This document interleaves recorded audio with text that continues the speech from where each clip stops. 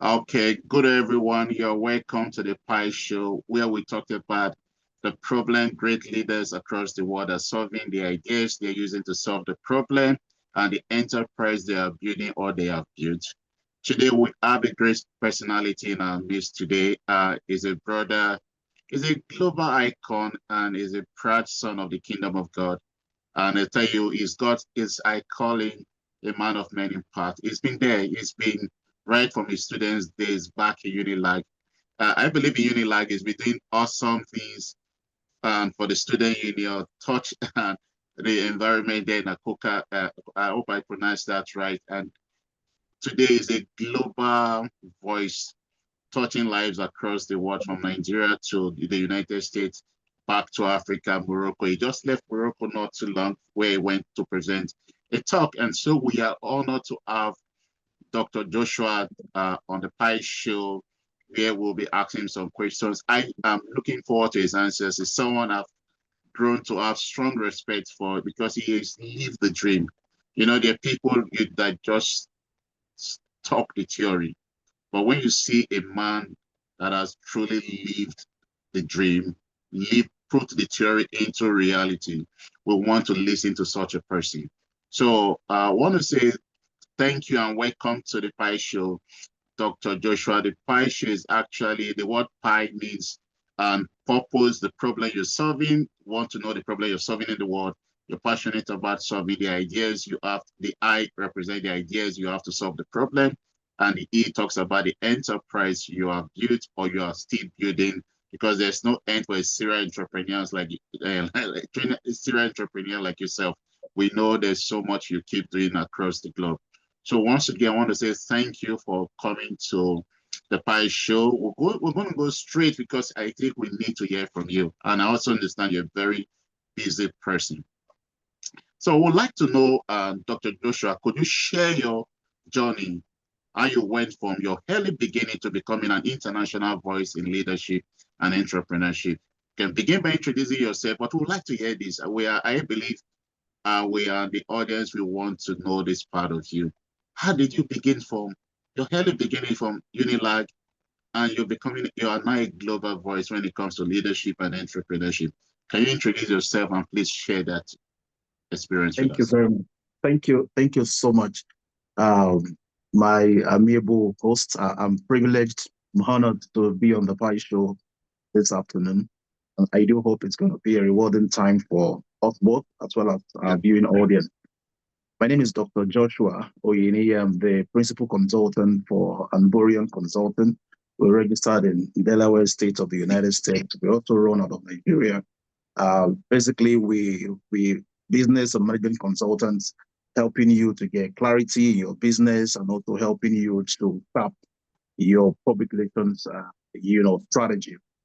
My story, this I would, because you mentioned Unilag now, I would like to start from that Unilag part. So I think it was the 12th or 13th thereabout of February 2011, something pivotal happened for me at the University of Lagos. I would say my story from that point is what I will call uh, offshoot of the role of mentorship, right? Um, there was this event that happened in the University of Lagos. They called it, it was sponsored by a bank, First Bank, of Nigeria. So First Bank was having this event called Youth Excel Series. And then they brought in an American speaker by the name Dr. Willie Jolly. Dr. Willie Jolly at the time was one of the first five most powerful speakers in the world, listed alongside Colin Powell, former U.S. Secretary of State, as well as several other awards. At the time, Willie Jolly as well was voted by Toastmasters International as one of the most powerful speakers in the world. He was running a radio show in the U.S., listened to by over 23 million audiences from different parts of the world. He was also a best-selling author, among several other, bullets to his credit. Now, he came to Nigeria, that Tuesday, and he was going to speak to undergraduates at the University of Lagos, and they go the following, Wednesday to another university in Nigeria, the University of Ibadan, do the same thing, and then off you'll be gone to the US. I stumbled upon this notice while I was entering my my hostel at the university, and I told myself, this event is tomorrow. I need to go there, right? I need to go to this event and see what value I can extract. Now, at the time, most of the people who were coming to that event were coming there because World Bank not only was bringing an American public or motivational or inspirational speaker, most of them, I believe, because of sensationalism, were coming because World Bank was also inviting Davido. Davido Okay. is, Nigeria's export to, the global music scene, and he's an amazing, amazing, artist in his right? So, but many of them were coming because Davido was coming to the event. But I was not going there because Davido was coming. I was coming there because I knew somebody was coming that would or that could change the trajectory of my life if I listened to get the values that it was going to be dishing out. So I got there. The room was full. I'm talking about, the main auditorium of the university. We had maybe about 1,500 people were in that room. And I sat there. I was listening with rapt attention. By the time Dr. Willie Jolly was done, um, he said something. He said something very critical to the story I'm going to share. He said, I am not here for everybody. I'm just here for somebody. There's somebody who would listen to me from this room that will go on to change their future. Now, Wow. even when he said that, I never knew I could be the person. I never knew I would be the person. I never knew whether I could be one of those persons. But then I got an opportunity to ask him a question. And then when I got out to ask him that question, certain things played out before the opportunity to ask him. And then I eventually got to meet him in person right on the stage. He looked at me and then asked me two questions. He said, do you want to be successful? I said, yes, sir. He said, do you want to be rich? I said, yes, sir. He said, this is what I'm going to do. I'm going to give you my business card. He removed his business card and set it in my chest pocket and said, from today, you will be my first African and Nigerian mentee, my first prodigy. Wow. When I go back to the US, you call me. I want to mentor you to success. That was it. It was like, I was daydreaming. I got down from that stage. As soon as I got to where I was seated, a young lady walked up to me. I've never met her before, and I've never met her after that day till today. She walked up to me and whispered behind my ears and said, will you marry me? And I was like, what's going on? What are you talking about? Are you talking about marriage? I mean, is it because I just met an American man and all that? But that's on the lighter side. But that really happened. I went on from there to continue to interface with Willie Jolly. 12 months after that interfacing, I began my radio show at the University of Lagos radio station. I called it the Ambassadors Radio Show. I was engaging, interviewing, and just like you do right now, global icons, governors, CEOs of Barclays Bank, amazing gentlemen from the media, from politics, from business, MD CEOs of banks in Nigeria. The list is long.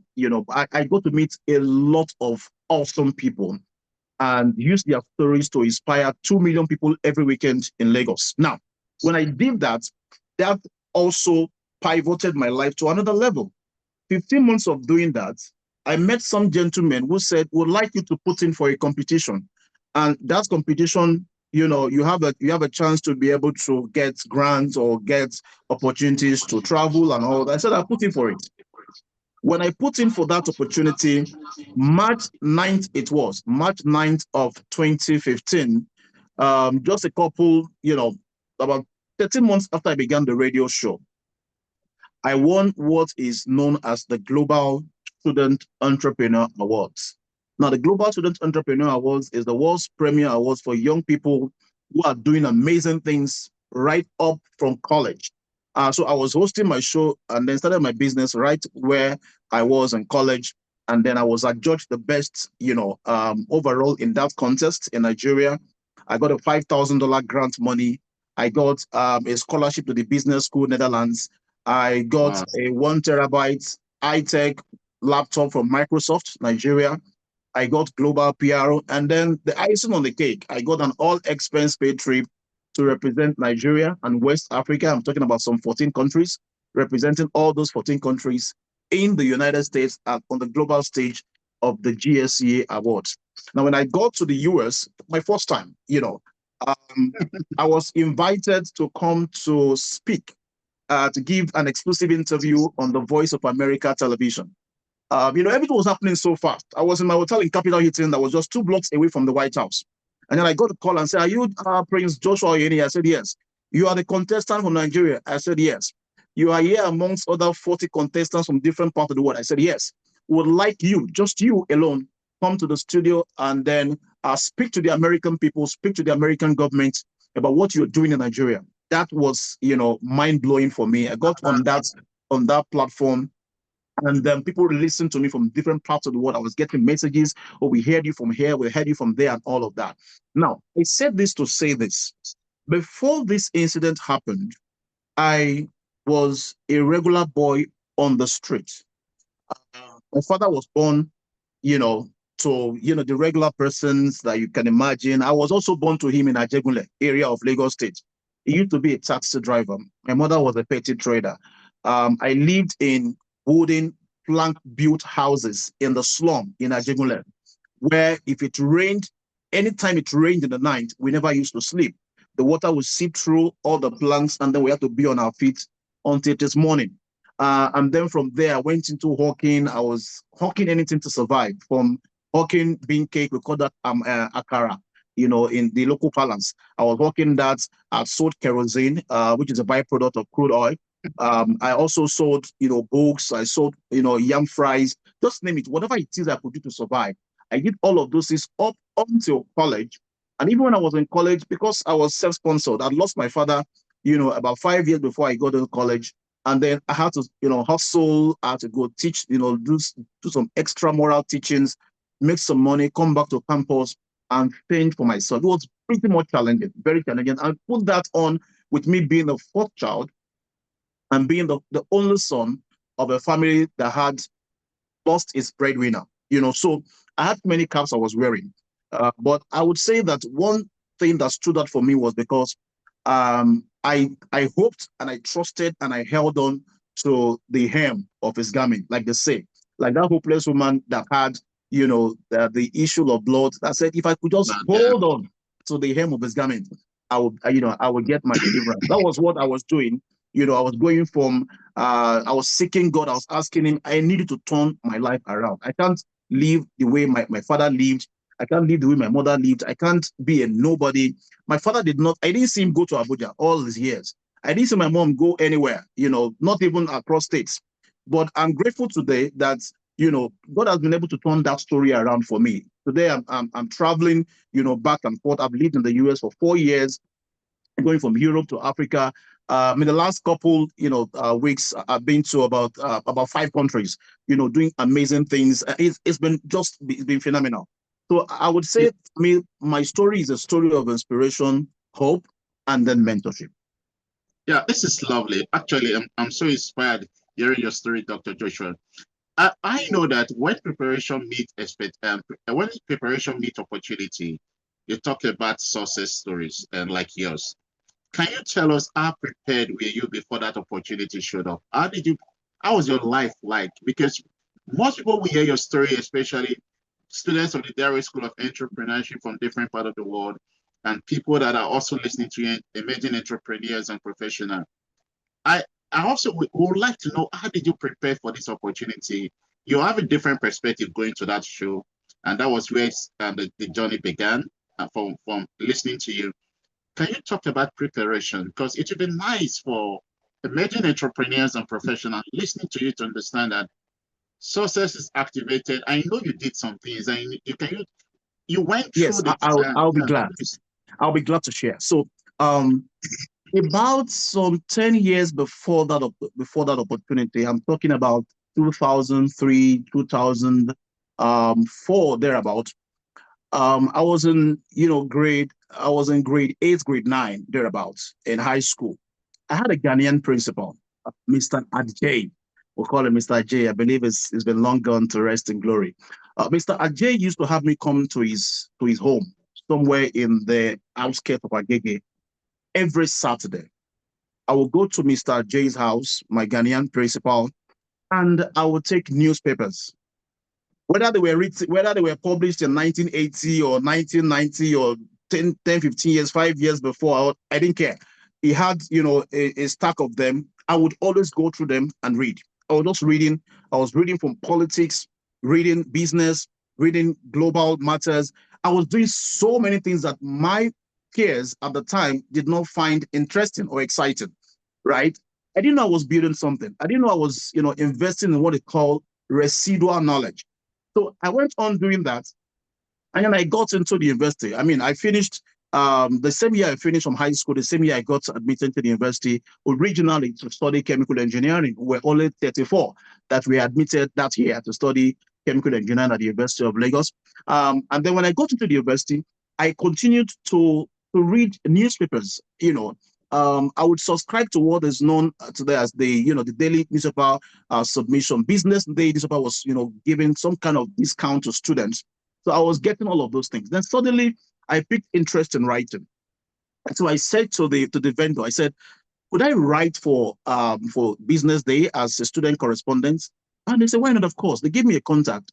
And long story cut short, I began to write. I was writing from Business Day.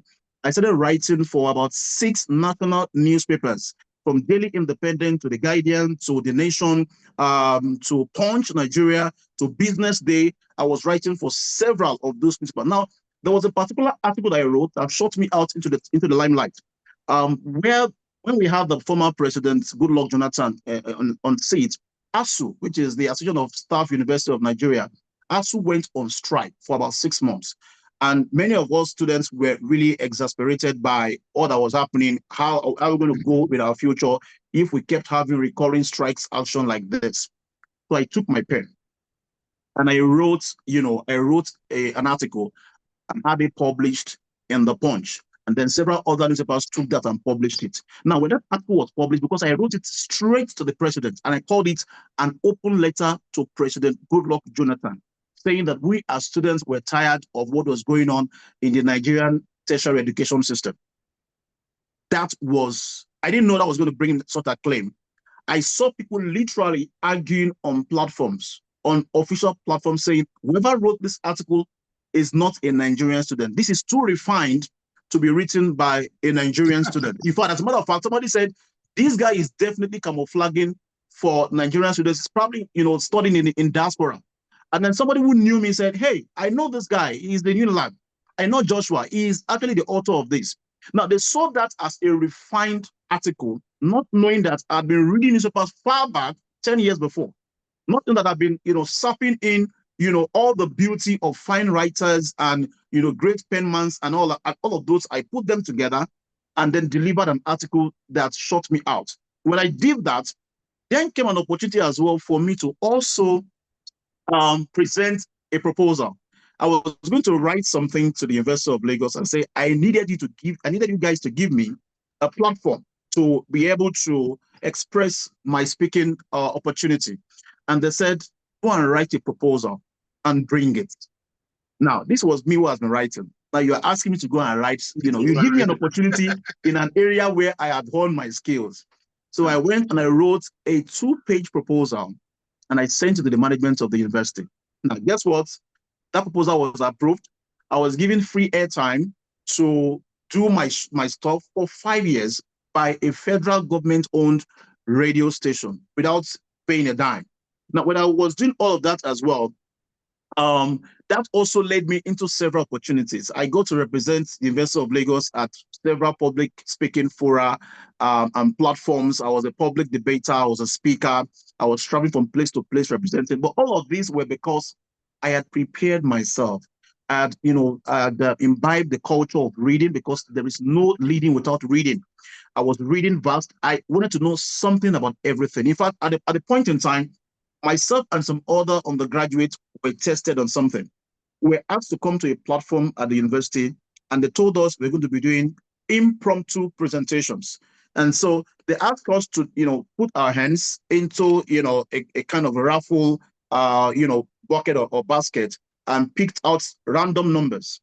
When I picked out my number, they read a question on it and told me to speak on that topic. Now, the topic was, the federal government, should the federal government scrap the National Youth Service Corps, right? The NYSC program, should they scrap it or not scrap it? They wanted me to speak for or against and then give a 2-minute presentation on that without preparing for it, right? I took that presentation, I took that topic, and not only did I speak to it, I took them back to the history. What did I say? I said between 1967 and 1970, Nigeria experienced one of these gruesome periods called the Civil War. And during the Civil War, over 3 million people were killed. Post the Civil War, a military general, General Yakubu Gowon, decided for us to reintegrate Nigerians.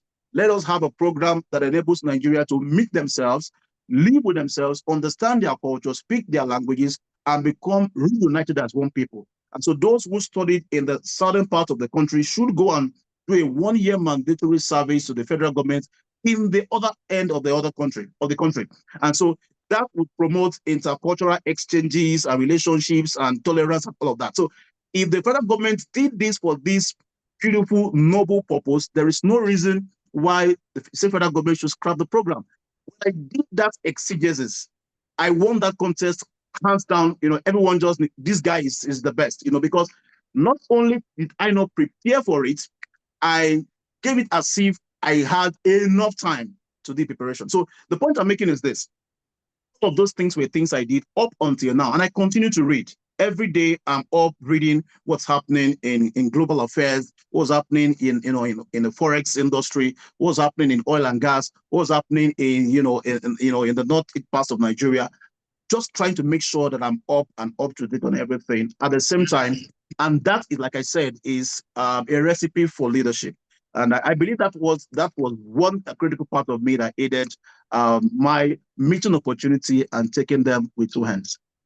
Yeah, I want to say thank you, Dr. Joshua, for really going through memory lanes with us, because the truth is that most people just think success is just like people say is a magic, but it's not. You got to prepare for opportunities, and that you have done so wonderfully. I want to say thank you for sharing that. You're very interested in training leaders and entrepreneurs globally. I've followed you from the distance without you knowing, and I'm so impressed in what you do.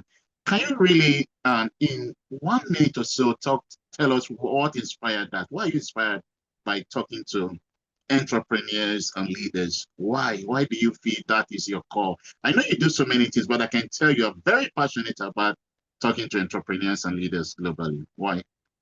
Thank you very much. Thank you. So for me, like I said, I was mentored by a leader, and I realized how critical leadership can be when you take somebody and you groom them, you train them, you mentor them, and you put them in a position where not only are they useful to themselves, but they are also useful to the people around them. And so when I was mentored by, by Dr. Willie Jolly, I realized that wherever I went to speak, to give addresses, to give keynotes, people were always inspired. People were taking life-changing decisions that, were redirecting the course of their affairs. Just a few days ago, I was at a matriculation ceremony, and a gentleman walked to me and said, "Do you know me?" I said, "No." He said, "Yes, I know you don't know me because it's the first time I'm meeting you, but I've always followed you on Facebook." He said, "Do you remember a gentleman that came to you and told you he wanted to commit suicide?" I said, "Yes, yes, yes, yes, yes." I said, "I know you." He said, "I'm the one." I said, "Wow." He said, "Here am I." I'm saying, like, this was about, I think about 6 years ago, right? He was going to commit suicide, but, I was able to not only inspire him, but provide, some critical solutions to the problems he was dealing with. Now, I wouldn't have been able to do that if I had not honed my ability to lead myself from within, to be able to know that challenges are only a part of the journey to success, and that no matter what you're dealing with, no matter what you're going through, you should not allow those challenges to overwhelm you to the point where you throw in the towel in the battle of life. And so I've realized leadership is critical to changing destinies, to turning around, the status quo is critical to changing the course of the affairs of entire nations. Is also critical to you fulfilling your mandate as a person. You must, even if you don't lead nobody, you should be able to lead yourself, right? So I've been all around leaders all my life. I also host a leadership event every year where I gather thousands of people, and I see that raising that generation of leaders is what we actually need to have people take responsibility for themselves. If we have good leaders, of course, we're going to have a different story, all over the world. People would go from there to be able to start making quality, critical decisions that will make life the better for them. So for me, I chose to go on this leadership journey because I realized it's one fastest way to change the course of the life of a man or a society at large. Wow, wow. I want to really, and you're doing a great job at that, actually. You Thank see, you. just listening to you, I'm already so inspired, and I believe, and I just want to say thank you for what you do. This is awesome. And the next question I want to ask you is about your global impact and reach. You're everywhere. I remember trying to get old when you went to Morocco, and before you know it, you are in Europe, you're in And so, America. But you're doing something great out there. We truly celebrate you. I wanted to thank you. ask you this question. You have traveled extensively and engaged with leaders across different continents. How has interacting with this diverse culture shaped your approach to leadership and entrepreneurship training? So when there was a conference, an event I attended in the US, and then there was a gentleman that walked up to me and said, he was interested in me because he saw that I was one of the few dark-skinned persons in the room, and told me he was a multimillionaire from, I think, South Africa, but he's been in the US doing his business for several years. And he told me, he said, do you know that the the level or the amount of demons I mean, I'm trying to quote him just as he said it. The amount of demons you have to deal with or fight when you want to move from $5 million to $50 million is a different category of demons. And when you move from $50 million to 5 billion, it's a different category of demons. And I was listening to him. I was listening to an American multi-millionaire telling me about demonology, telling me about fighting spiritual forces for you to succeed, right? So one thing I realized in meeting people all over the world is that humans have common challenges. Whether it's in China or whether it's in Nigeria or whether it's in Kuwait, people are dealing with about the same kind of challenges. Whether background difficulties, whether environmental or existential challenges, whether political or social or economic challenges. And then about this, there's no reinventing the wheel. People have realized that certain principles can be replicated. And so while you are here thinking that, oh, because I am in Nigeria, that's why I'm dealing with this and all of that, you will find out that, in another environment, somebody is dealing with about the same thing. I used to watch certain videos by a gentleman who does, random interviews called the School of Hard Knocks. And then when he does those interviews, he interviews billionaires and millionaires in dollars, talking about the challenges that he had, starting up and all of that, asking them when they make their first $1 million. And what I realized is this: many of them would say about the same stories that people from third world countries were saying. They would say things like, "Oh, I was born in a slum. I lived in the projects. You know, my father was a janitor. My days was done." I was like, "Oh, really? In America, you're also having, you know, challenges like others will have in different parts of the world." So the fact is this: one thing I realized that's important is no matter where you are on the face of the earth, one of the battles you must win is the battle of the mind. Realizing that victory and success or failure and defeats are first negotiated on the realm and in the realm of the mind. And so if you don't win that battle, it'll be difficult for you to translate whatever it is that you're trying to bring to life into reality. So in meeting people from different parts of the world, I realized this. And I told myself, if it is the same thing for those in America, I have no excuse to say because I'm in Africa, that's why I cannot succeed. For example, Pepe Pedala is a Nigerian. There are several, but I realize that many African or Nigerian billionaires or millionaires are not even well known, are not recognized, are not listed. So we have so many of them littered around the places who are, doing very well in their businesses. How and why are they doing the same level of success that those in the other part of the world are doing? We are also dealing with the same challenges in Africa. So I told myself there's no reason, there's no excuse. And so one of the things I do in doing that is to invest in resources. A few weeks ago, I had to go buy this book by the Nigerian, billionaire talking about making it big in Nigeria. And I told myself, these are the stories I want to even learn. What are the environmental challenges I have to deal with to become a billionaire, to become a millionaire. So whether it's in America, whether it's in Europe, whether it's in Asia, or whether it's in Africa, challenges have commonalities. And if we decide to tackle them on with the requisite knowledge, requisite support, whether by individuals who have gone ahead, or whether by friends or family who understand the challenges that we're dealing with, we would eventually navigate those challenges and come out on top. But we must remember to stay focused, to stay committed, to stay diligent, and to stay true to excellence and beautiful delivery. That, for me, I realize are things that have helped people, whether home or abroad, to succeed in their quest for greatness. Wow, thank you so much. Thank you so much. And that brings me to this important question. In your experience, what are the most common common leadership and entrepreneurial challenges you see across nations? And how do you address them? Okay, so leadership challenge that I find, across is unprepared or inadequate leadership. Most people pray or hope to be able to lead whether in corporate sector, or lead whether at the political scene, or lead whether, even at the religious level.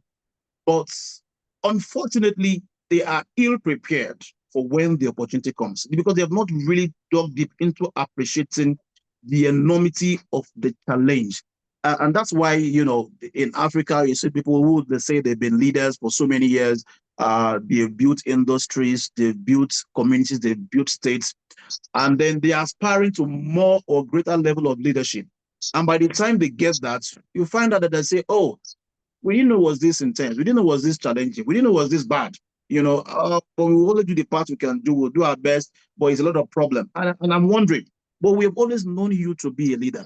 All the while we're going through all of those, quests to become another greater dimension of leadership. What were you doing? In other words, it's inadequacy. It's unpreparedness, and that is one common challenge that we have. You see, when they get into those roles, they fumble, and they will begin to think, oh, is it that they were not good enough? They were not leaders enough? No, they were not preparing enough. So even a leader needs to continue to invest in knowledge. That's why people go to leadership schools, like what you're doing. That's why, people go to business schools, people go to political schools, people go to school of economics, so that you can appreciate the problem of your environment, of your society, of your nation, of your corporate entity. And then by the time that opportunity presents itself, you are not looking for excuses to underperform, but rather you're delivering excellently because you are prepared. And so, whether it's in business as well, you must understand that no business is going to be a walk in the park, right? You must anticipate challenges. You must anticipate difficulties down the line. I listened to the business mogul, Africa's leading business mogul, Aliko Dangote. I was in the room with him, Tony Lumelo, some years ago when I won the grant for the Tony Lumelo Foundation. And he said something. He said, one of the businesses that I failed in was in transport. And I was surprised. He even said, I would not ask anybody that I know to go into transport, because when I was doing it, I was losing several truck heads every day. Truck heads that were probably worth 80, 100 million naira. I was losing them. People were having accidents with my trucks. People were stealing my trucks and going across borders. And I was wondering, how can I sustain a logistics fleet with this kind of challenge, right? But guess what? Some persons took that story and said, in the same industry where Aliko failed, we would succeed.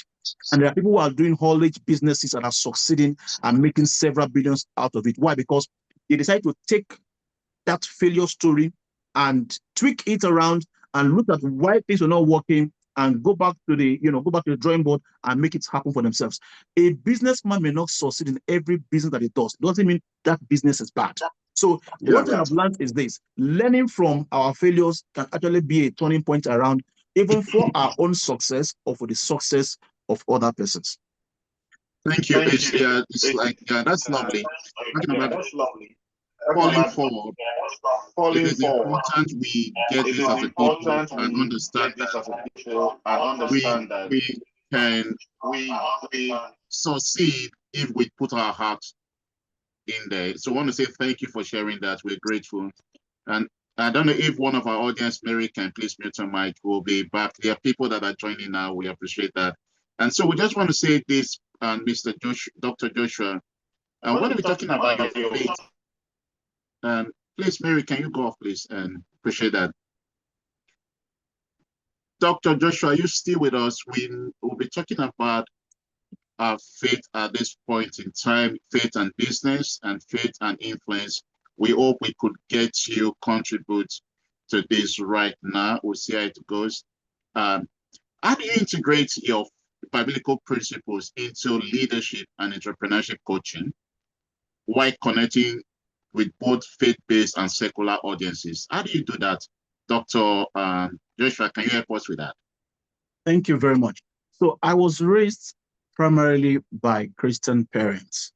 I was raised in the church, in the Pentecostal church in Lagos, Nigeria.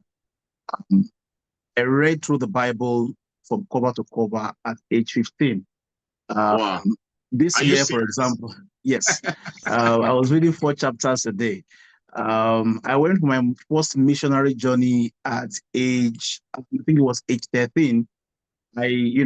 Somebody met my mom somewhere in a public motor park and said, "Hey, God said I should take your son with me on a mission journey." My mom is very radical. She said, "I've not told the dad." The person said, the dad is God, so he leave him to me. So we went all the way to the eastern part of Nigeria, and I stayed 1 week in a motor park, just preaching the gospel. I used to do morning cries. I used to do person-to-person evangelism. When I fly within Lagos, when I step off the plane, I come down. Before I got my first car, I would enter the public bus and I would do evangelism. This year, by God's grace, I am 90 or 95% done with reading the Bible. I started January 1st, and then by the end of the year, I'll be done reading the Bible with my kids.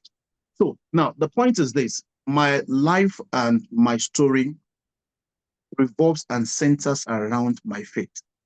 I told the world outrightly when I was on Voice of America TV in Washington. I said I am a Christian, and I am here because God answers prayers. And so whether I am running a leadership program, whether I'm running an entrepreneurship conference, whether I'm speaking in China or wherever I am. In fact, I told God, I said, if you did help me to launch my career and to launch my journey into the public face, I would take you everywhere that I go. So I draw my principles in dealing with life challenges from the Bible. Like I told you, I read it. I have, several of such Christian. If you look at my, my library, I invest so much in Christian books, in Christian apologetics, humanistics, and exegesis, so that I can continue to draw inspiration. And my wife took that as well, because, like I said, we're raising a family that is principled by Christian doctrine, by Christian faith. So when I'm talking to leaders, I'm telling them, you want to lead the way Christ lead. It was selfless. It was invested in the welfare of his people. So as a leader, if you're not invested in the welfare of your people, if you not go out of your way, like for example, when those people came to Jesus and they stayed there for 3 days without eating, the disciples said to him, "We cannot feed them. Let them go." He said, not about letting them go. Let's do something. If we let them go, they will faint in the way, on their way back, right? The disciples are not thinking about that. And Jesus, if he had the physical money, he would invest that in making sure everyone there was fed. But because, he had more than money, he had the supernatural power, he converted that into providing meals for everyone that came to that event. So the point I'm making is this: leaders must be invested. And all of those principles can be drawn from Bible characters, from Paul, to Peter, to Jesus himself, to Abraham, to Joshua, to Moses. These were leaders that, transformed entire history. Leaders that led millions of people from point A to point B, and that those things remain milestone success stories that people continue to draw inspiration from. So if you cannot draw inspiration from the Bible, there is no other place to draw inspiration from. So that informs my approach to leadership, my approach to business, and my approach to living life generally. Wow, I'm so honored. Thank you, Doctor.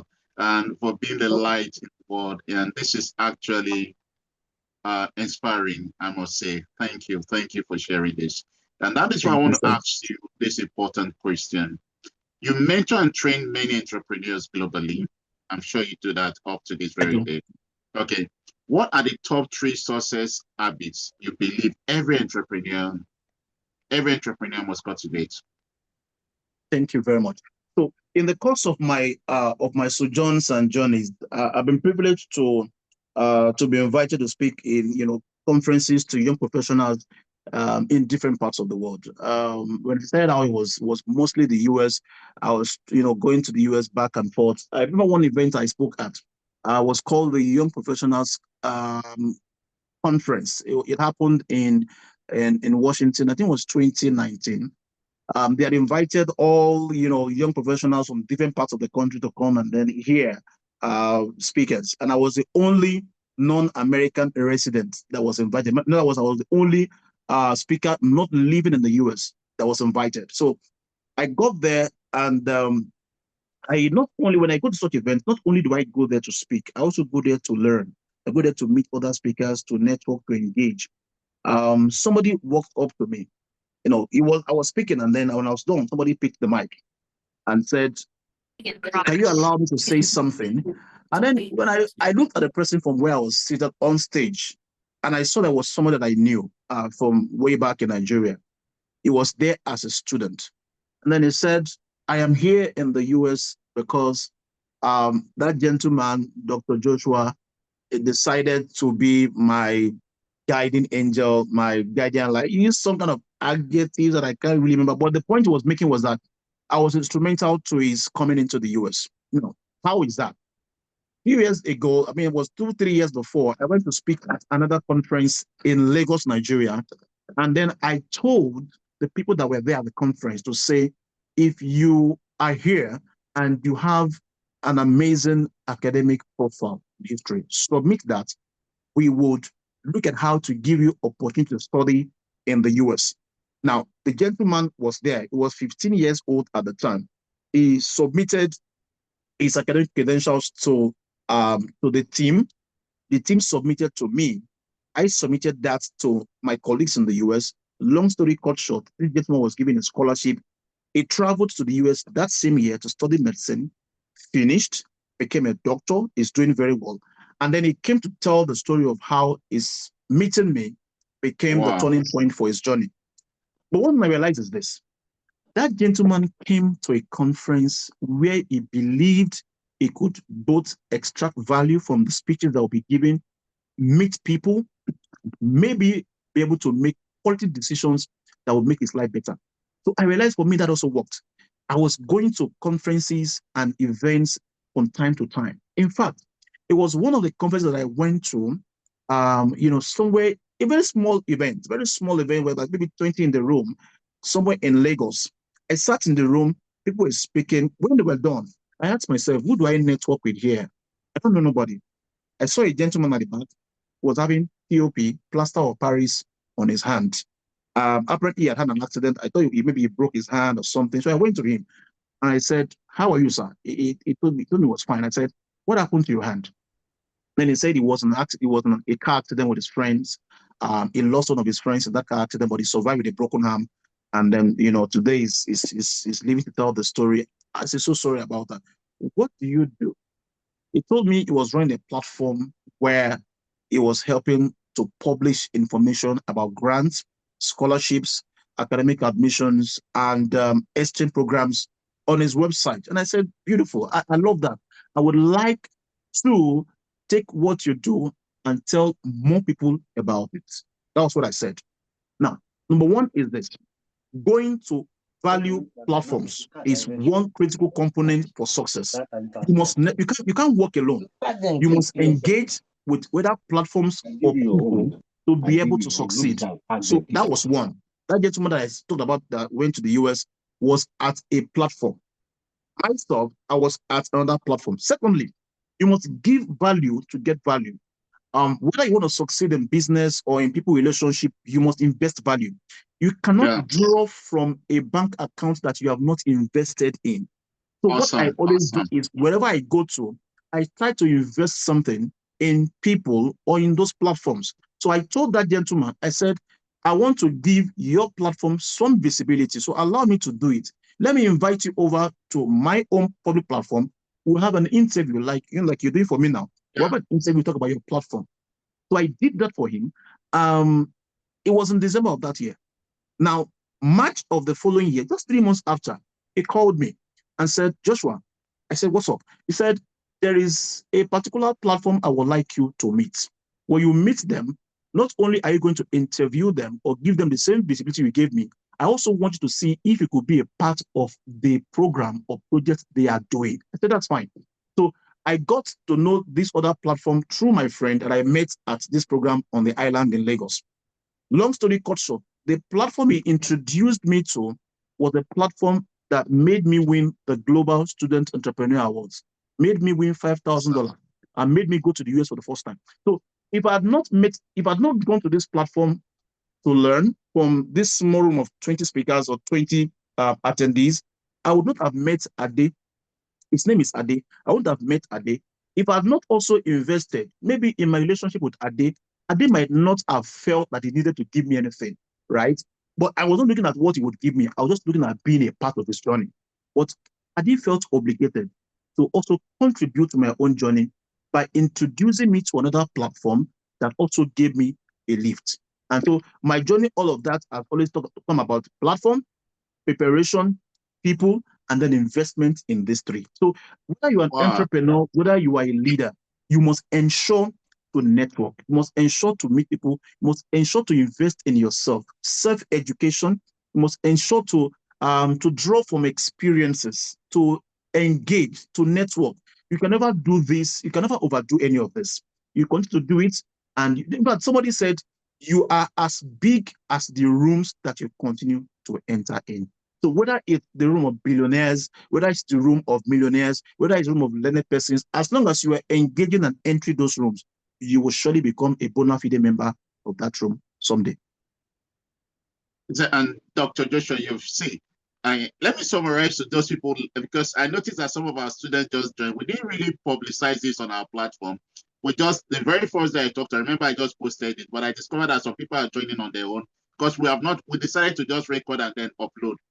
But I think some of the students that said they must listen to you have started clicking the link and they are joining themselves. And that is why but it's good. It's good. We appreciate that. We have some students from the UK, from different parts that have joined the Nigeria and the rest of that. But this is what you said. This is just too good. It's about preparation, platform, and people. Learning to maximize these three is awesome.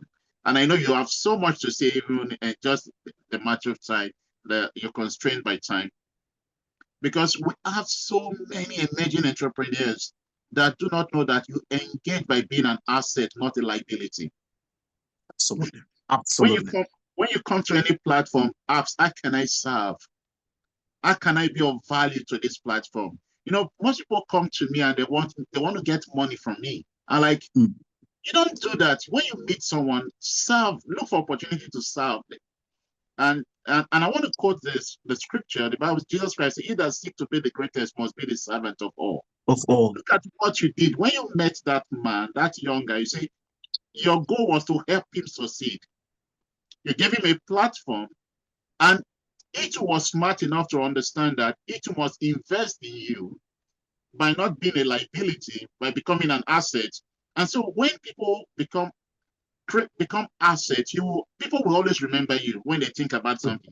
But oftentimes people present themselves as liabilities. And I want to say thank you for sharing this. And I'm happy because we can't overemphasize this. We all have something to give to someone. We all have something to present to someone. So thank you, Dr. Joshua. Your story is so genuine.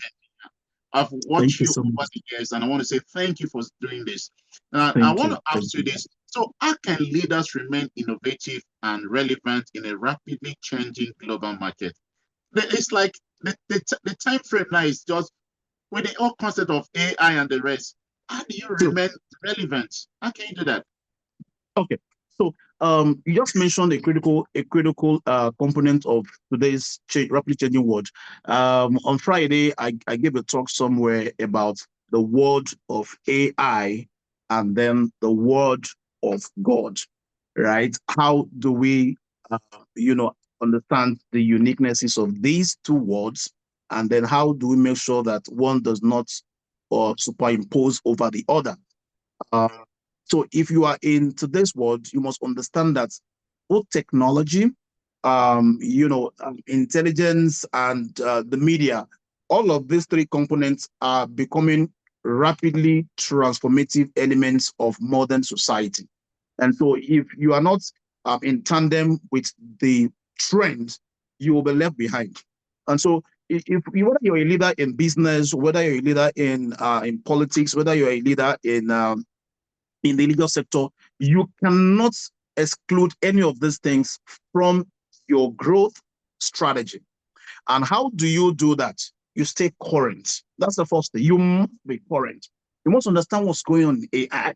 You must understand that Meta just released, a special, eyeglass that can enable you to watch the audience, enable you to read without looking at the paper. Or, for example, I did when I was in New York City last year, and then I got an email to come participate in a covert, now I can say this to the public.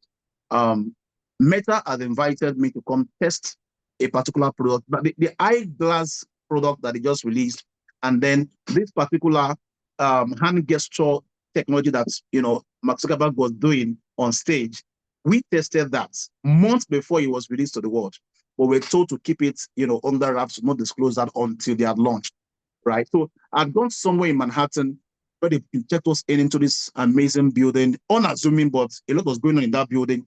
And we tested this product. I was amazed, mind blown by how far technology was going, right? That with your hand, just doing things like this, you could actually be typing on a system. You could be giving set of instructions to, your eyeglass or your laptop or your phone, and nobody knows what you're doing, right? So you must be aware that things are rapidly changing as a leader, so that when you are engaging with diverse, populations and people, you are not seen to be outdated. Because once you're seen to be outdated, you become uninteresting, you become unexciting to your audience. That's number one. Number two, you must invest in grooming, developing, and understanding how those platforms and technologies work. You must know how technology works. My wife was in China just a few weeks ago, and she came back telling me how advanced China tech is. You enter into a whole room and it looks like you are in the future. You see a robot coming and talking to you, shaking your hands. You see, she said everything was looking like what you see in the sci-fi movies. And I was like, yeah, that's it. So you must understand those. That's why leaders also must travel.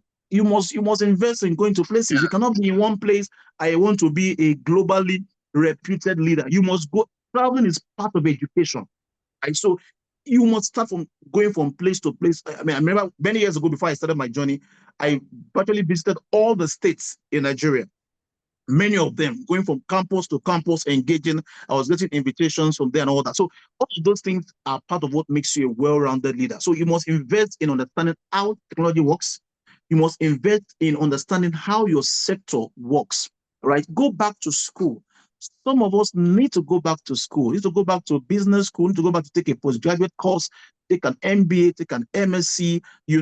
Go back and take a different bachelor's in a different course of study. So that you can look at some of our politicians in Nigeria today. Some of them are going back to take law, right? Do a bachelor's in law and start a law firm immediately after leaving law school. So they want these to are things that you do to keep relevant, to keep inventing yourself, so that you are not at the rear of the world. And when people look at people like that, they draw inspiration for. They want to engage because your mind is constantly, reigniting strategies to keep relevant. So I would say to leaders, that's what you must do.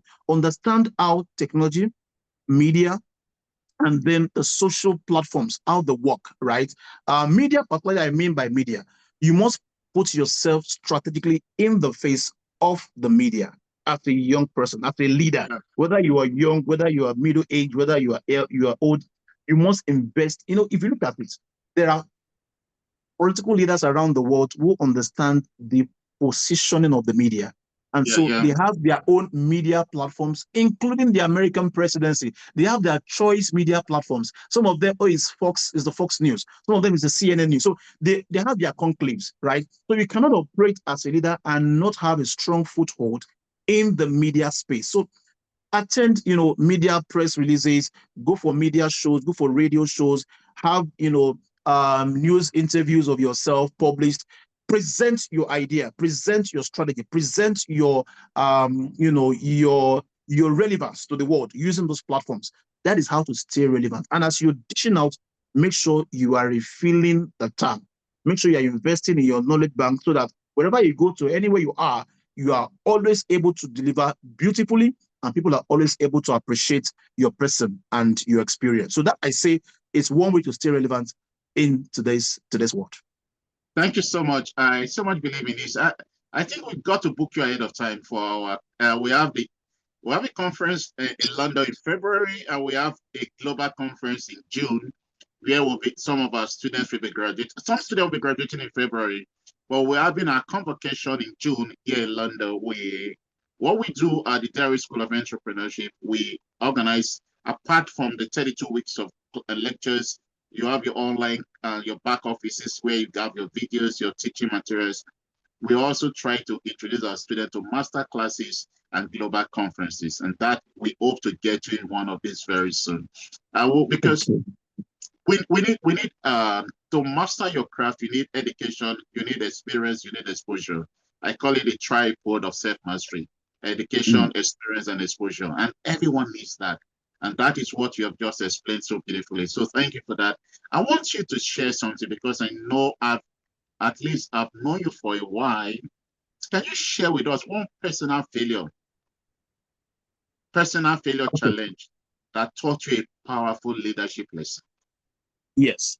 I would call it a failure because it did not happen when it should happen, or it did happen. Um, so when I was in school, I had, I was distracted for a bit. Right now, in retrospect, I will look at it as a part of my journey. And so, alongside my challenges, financial challenges, and all that, I lost distraction. I lost attention. I lost focus at the point in time, and that cost me a lot. Right. I said I wanted to go make some money while I was in school, and so I wanted to make enough money to look after myself. I remember when you start making money, you can get lured away by money that you forget to complete the value system that you are building. My value system at the time was finish my course of study within a 4-year period. Of course, there were external forces that got involved. 4-year study period, get a bachelor's and move on. But guess what? Because of that distraction, it cost me 8 years in the university. 8 years. When I look back now, I'm grateful because within that 8 years, some other things happened during those extra years that also shaped my journey, right? But I saw that as a failure that was occasioned by distraction, failure that was occasioned by indiscipline, failure that was occasioned by a lack of proper planning, right? So that for me was something, it almost is like a haunting memory that, oh, I could not have had to go through all of this if I'd had some kind of clarity or mentoring at that early stages of my life. So for me, it's something that keeps me humble. And then when I meet other persons that told me, oh, we also have the same, I said, okay, we are many in this school of failure, right? So that's one for me. Then I've also had other crafts or ventures as well that did not go as planned, or that either failed, outrightly. I started ideas, business. I started a business idea some 10, 12 years ago that did not see the light of day. It failed. Even though I had some very good partners on board, right? It did fail.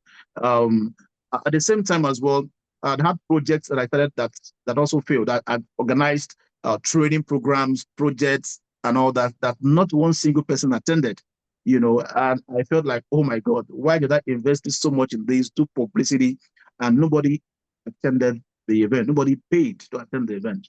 But all of those things continue to inspire me to say, you never stop planning, you never stop trying, and I've gone from those failures to have projects that became the talk of town, that became not the talk of that became the talk of the nation. So I realized failure is a part of the journey, and I've come to settle with that.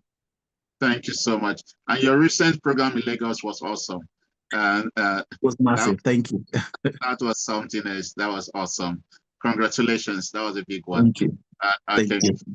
And I believe from you, listening to you, I think every entrepreneurs, and thank God we have students. It's so interesting that students must really want to hear you, that those of them at work there, we have 11 students logging in, because our plan initially was to upload it to the student platform. But some of them I said, okay, maybe we don't want our director to upload first. We want to get engaged immediately. And so want to celebrate every student that are involved. And this is where speaking to Dr. Joshua, and I'm sure his story has been inspiring so far. And we just want to ask this question, but I want to encourage everyone from your story. Every emerging entrepreneur leader needs a mentor, a coach, and a father figure to navigate the journey of life. And you seems to have, and just listening to you, I could tell you talk about your mentor, and I'm sure you have, so, and I believe that you need a three set of persons in your life: a father figure, a mentor, and a coach. So I want to thank you for sharing your life.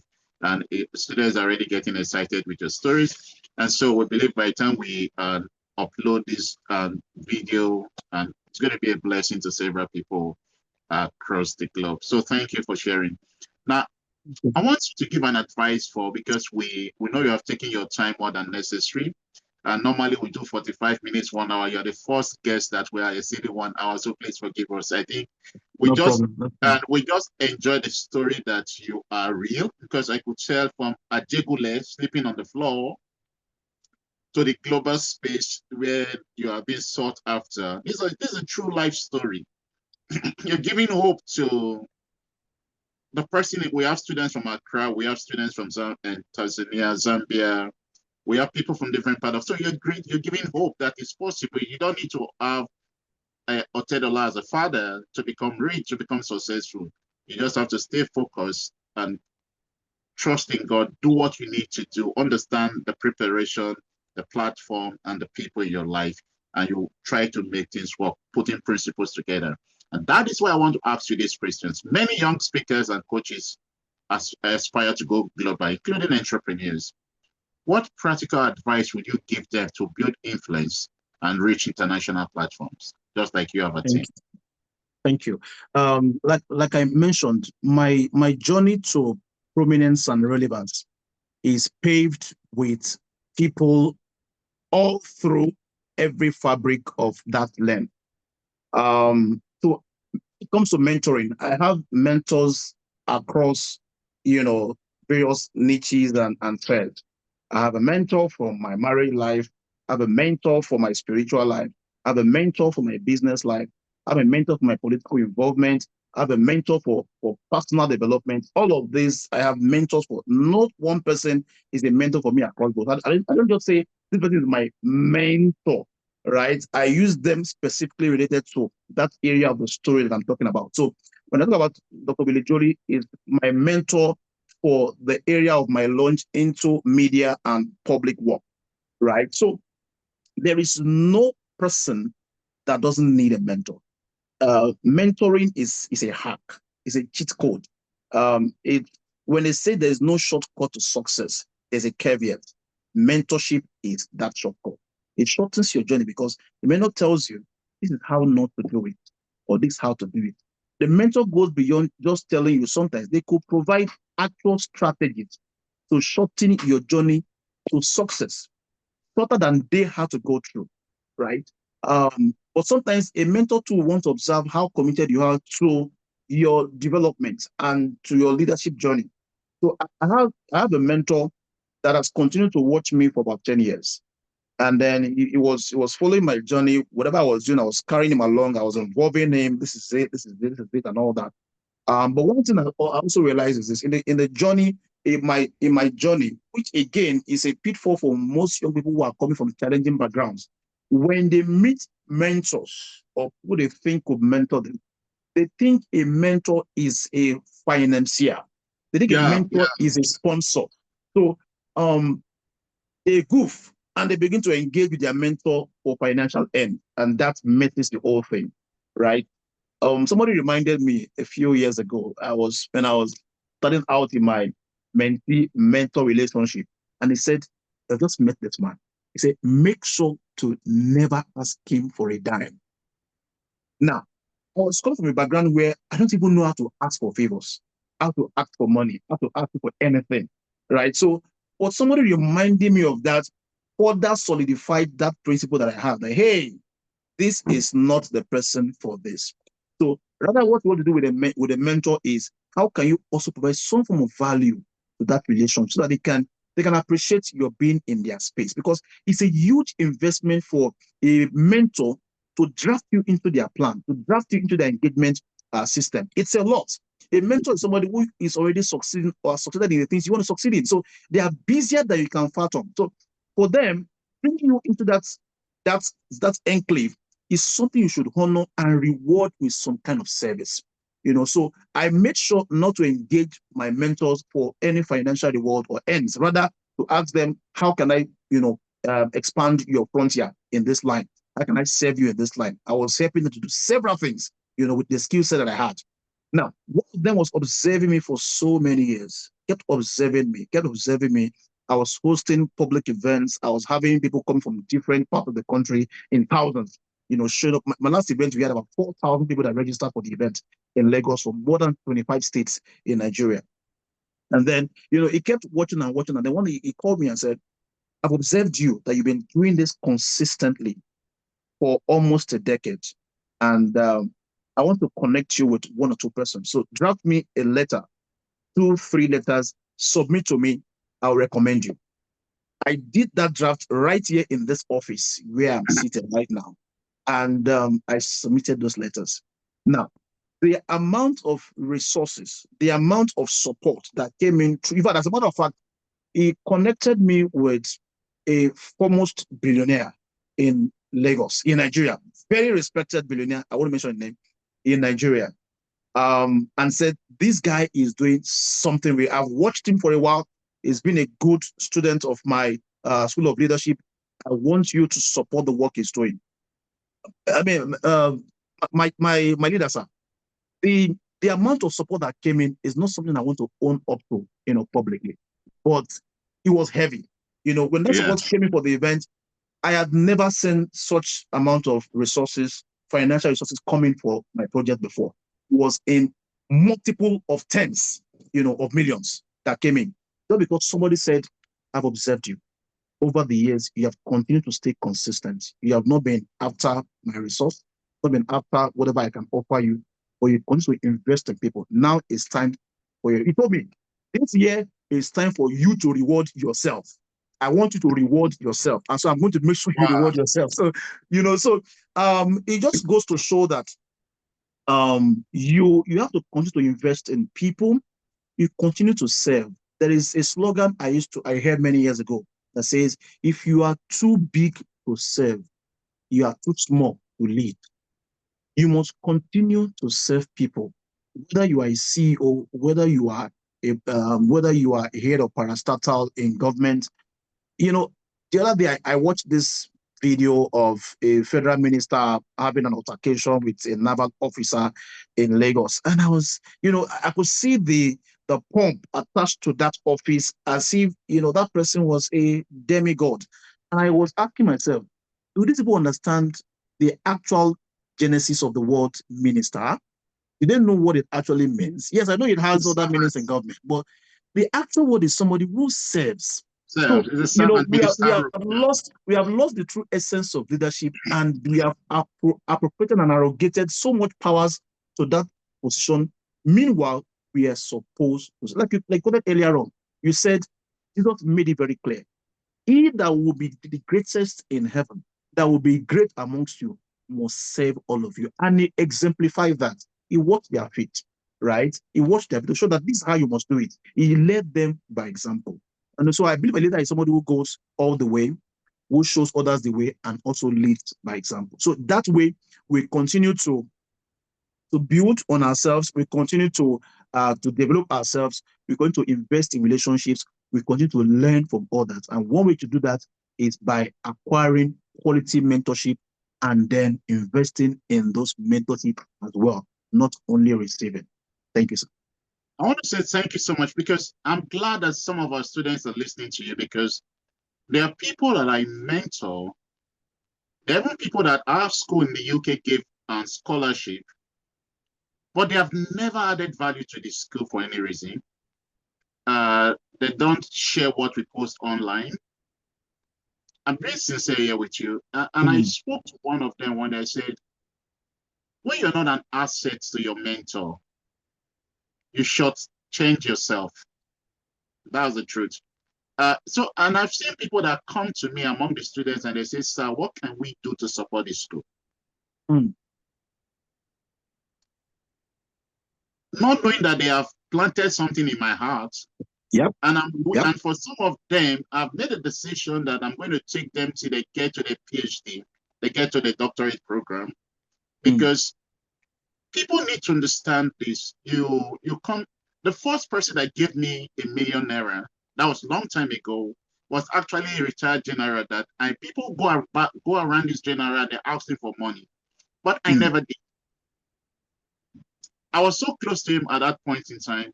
One day he walked into my office in Abuja and he said, young man, I think, what do you want? I told you to send me your bank account and you did not send it. Because true mentors monitor you. Yep. They watch you from far. And so when you meet a mentor and all you see is, I'm so happy you shared this, because I see young entrepreneurs making this mistake. They come to a mentor and they want to ask for money. They want to ask for this. You've got to understand that a mentor, for instance, I became your brother through a mentor of mine. Yeah. Dr. Rotimi introduced both of us together. That is the part of mentorship. And up to this day, you see people and they say you need to meet Boniface, you need to meet Oba. Why? Because I value it, and he knows I respect him as a person. So when your mentors do not trust in you, and all they think is that you are just there to exploit their relationship and go off, you're not going to go far with such mentors. And I pray every entrepreneur that will listen to this video, watch this video, because this is what is keeping so many emerging entrepreneurs, that people cannot trust you with their platform. Because we talk about preparation, platform, and people. Can a mentor trust you with his platform? Can he trust you with the people in his life? When you were given the last opportunity, what did you do with it? And so sometimes some people, the last opportunity they receive from a mentor will be the last they will ever get, because the mentor cannot trust them. And there's a scripture in the Bible that says, commit these things to faithful men. So many entrepreneurs, emerging entrepreneurs, are never faithful to the mentors. They are not loyal people. It's not about being subservient or doing eye service, but there are principles that govern life. And so I want to thank you. Your life is a reflection of this story. And that is why I'm so honored. And that is why we have exceeded the average time with more than 50 minutes. Because the truth is that you're speaking to, your life is real. You're talking to people. And I just enjoyed every minute discussing this with you, because we need to help emerging entrepreneurs. We are not even there ourselves yet. We're still growing. But it breaks our heart when we see those we are not trying to mentor try to break principles, and like, God, the journey might be too long. You've got to understand that. So thank you for sharing this. I hope people are changing their views about mentorship, changing their views about you've got to be an asset to your mentor. Because a mentor is like a father in disguise that wants to be proud and say, that is my person. And can be able to, that's why that man is able to display you to someone, because your success becomes his success. And that is a beautiful thing to do. So thank you. And I hope every young entrepreneur and leader listening to us with abide, we just take this in and make this a part of a lifestyle. Now, before we go, because we're really taking your time, but I hope and because I know you're very busy, but please just bear with us. In the next 5 minutes or so, we should be done. We understand that. We truly apologize. Now, I'm going to just get off some questions. Maybe we're going to call you for part 2 of this, because there's so much. Okay, I think we're going to send you an official letter. Maybe you're going to speak in one of our conferences. We're hoping that you'll be there in June. for the global conference in London, which we say we can get all this work out. In order not to take your time further, I want to ask, when you think about your life's work and legacy, do you want to live as a global leadership? What do you want to live as a global leader or entrepreneur? What do you want to leave behind when you think of your life? So you had mentioned a line much earlier, but before going into answering that, I really want to appreciate that you invited me to share the story. I'm always excited to share my story because I've seen how it has radically transformed other people's journeys. I had a young man who listened to me and then came back to say, I listened to you and I went back and I told God, what you did for this young man, I want you to do it for me. I want you to turn my own story uh, from living in the slums to becoming, a speaker, constantly getting invited, full expenses paid trip to different parts of the world. I said, for me, it's the story of hope.